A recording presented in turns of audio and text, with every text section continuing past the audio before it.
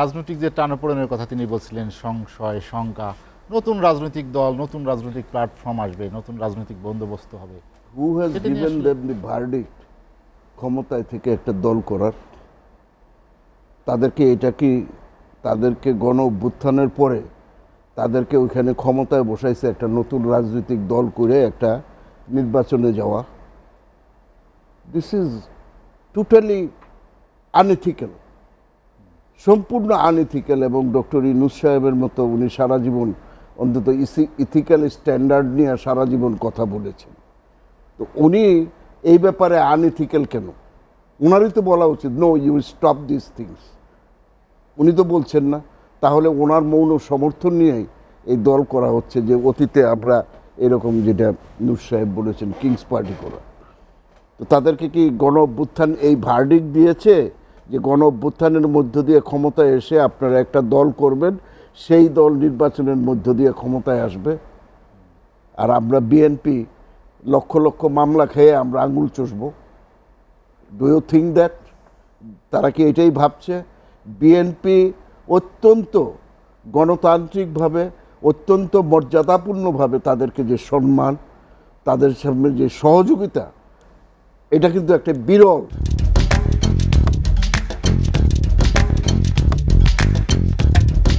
আওয়ামী লীগও বিরোধী দলে থেকে কোনোদিন এই ধরনের সহযোগিতা সরকারকে করে নাই।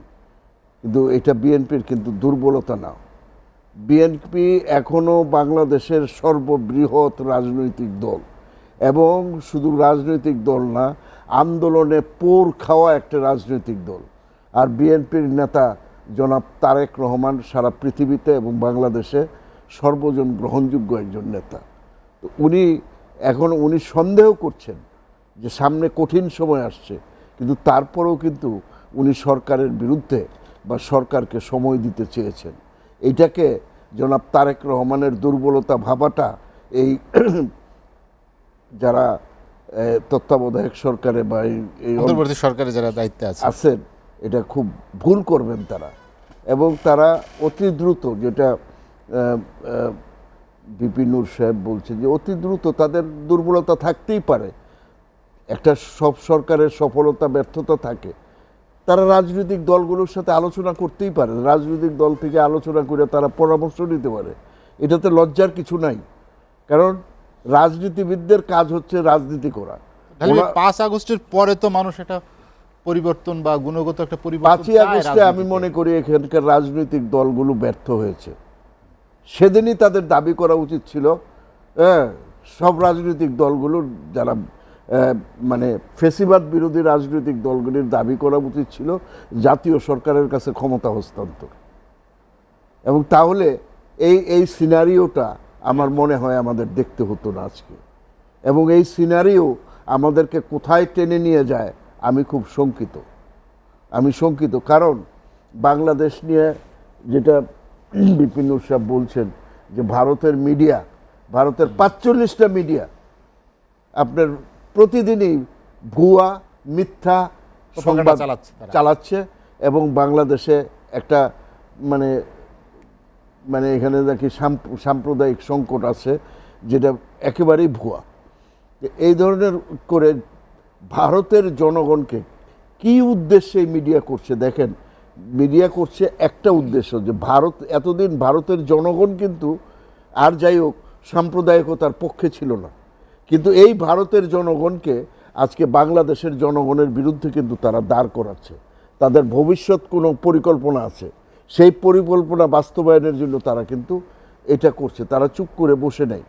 আবার দেখেন, আন্তর্জাতিক রাজনীতির পরিবর্তন, আপনার আমেরিকায় নির্বাচনের পরে সেখানে ট্রাম্প ক্ষমতায় আসার কারণে ট্রাম্প স্বাভাবিকভাবেই তাকে ধরা হয় অত্যন্ত চরম চীন বিরোধী একজন ব্যক্তি হিসাবে, একজন রক্ষণশীল প্রেসিডেন্ট হিসেবে, কনজারভেটিভ এবং চরমভাবে চীন বিরোধী। এবং চীনের বিরুদ্ধে যদি তাকে চরম ভূমিকা নিতে হয়, তাহলে আবার তাকে ভারতের উপর নির্ভরশীল হতে হবে।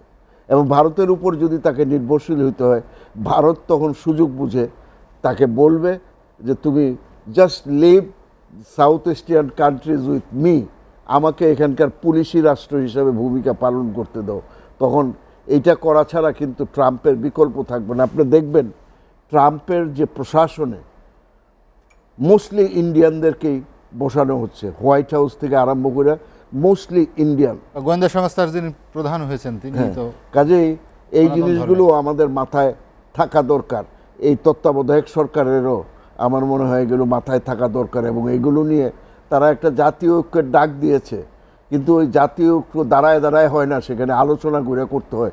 আমি জানি না নূর সাহেব বোধহয় ওখানে গেছিলেন, হ্যাঁ, আপনাদের সাথে কি আলোচনা করছে আমার জানা নাই, যে এই বিষয়গুলো নিয়ে খোলামেলা, আমার ধারণা মতে এই বিষয়গুলো নিয়ে যে জাতীয় ঐক্য এই কারণে এই পয়েন্টে এই জায়গায় আমরা জাতীয় ঐক্য চাই, আমার মনে হয় ওই আলোচনা হয়নি।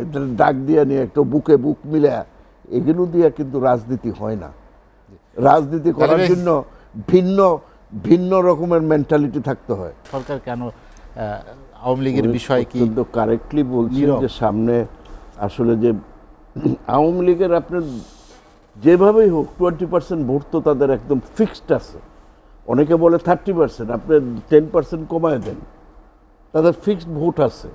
সে আওয়ামী লীগরে আমরা কিন্তু একটি কিছুটা চেঞ্জ হবে এই ঘটনার কারণে, মানুষটা ঘৃণা ধরেন আমি 10% বাদ দিয়ে দিচ্ছি, তারপরেও তাদের 20% আছে। তারপরে তাদের তো সবচেয়ে বড় ভোট ব্যাংক আছে, 1 কোটি ভোট ব্যাংক আছে।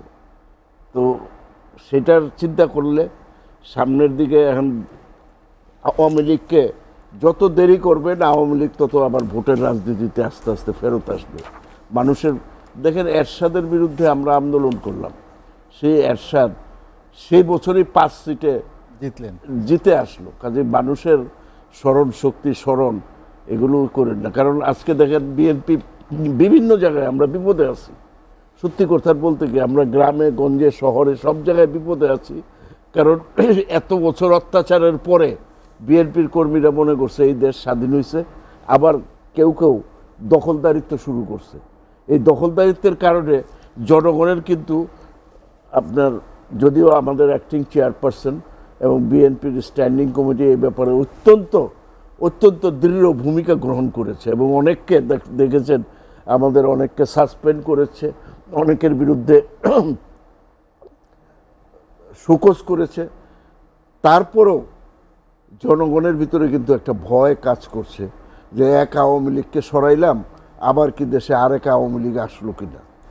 হ্যাঁ, এটা যত বেশি দিন যাবে বিএনপির ভোট ব্যাংক কিন্তু ততই কমবে, এবং সেই সুযোগটাই মনে হয় ছাত্র বন্ধুরা ওই নাগরিক কমিটির মধ্য দিয়ে নিতে চাচ্ছে। তবে এটা আমি মনে করি অত্যন্ত অনৈতিক একটি কাজ, এবং ডক্টর ইউনূস সাহেব যে গভর্নমেন্টের চিফ, ওনার সামনে চেয়ারে বসে একটা দল গঠিত হচ্ছে, এটা ওনাকেই দায়িত্ব নিয়ে এটাকে স্টপ করা উচিত। আদারওয়াইজ এটা ওনার জন্য কিন্তু বুমেরাং হবে একদিন। ডালি ভাই, আলোচনা শেষ করতে চাই। আপনাকে অসংখ্য ধন্যবাদ। ফজলুল হক ভাই, আলোচনার শেষ দিকে চলে এসেছি। সব মিলিয়ে যে রাজনৈতিক পরিস্থিতি যদি খারাপ থাকে বা রাজনৈতিক পরিস্থিতির উন্নতি না হয়, তাহলে অর্থনীতির উন্নতি আমরা আশা করি কিভাবে?